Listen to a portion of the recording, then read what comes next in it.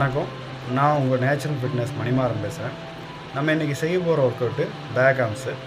இதில் நம்ம முதல்ல செய்ய போகிறது 1ஆம் தம்பல், 2வதாக கேபிள் கிராஸில் ரோப் எக்ஸ்டென்ஷன், 3வதாக புல்லின் புஷ் ஒன், அடுத்து கடைசியாக பெஞ்ச் டிப்ஸ் செய்ய போகிறோம்.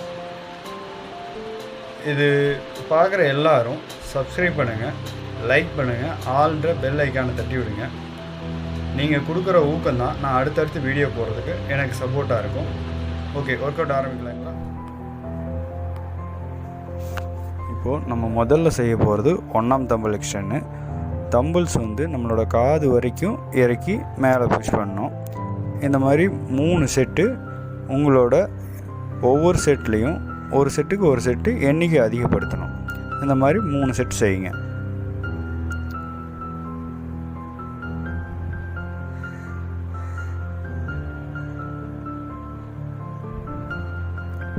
அடுத்தது ரோப் எக்ஸ்டென்னு. ரோப் எக்ஸ்டென் பார்த்திங்கன்னா உங்களோட தலையோட பின்பகுதி வரைக்கும் மேலே ஸ்ட்ரைட்டாக புஷ் பண்ணணும். இதுலேயும் அதே மாதிரி 3 செட்டு செய்யும்போது பொறுமையாக செய்யுங்க.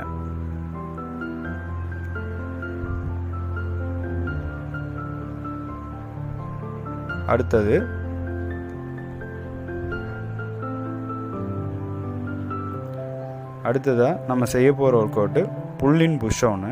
புல்லின் புஷ் ஒன் செய்யும்போது அழுத்தும் போது நம்ம தொடையோட முன்பகுதி அளவுக்கு வந்தால் போதும், தொடையை ஒட்டி வர வேண்டிய அவசியம் இல்லை. அதேமாதிரி மேலே வரும்போது நம்மளோட செஸ்ட் லெவல் வந்தோன்னா மறுபடியும் ப்ரெஸ் பண்ணணும். இந்த மாதிரி பொறுமையாக செய்யுங்க. ஒவ்வொரு செட்லேயும் எண்ணிக்கை அதிகப்படுத்துங்க.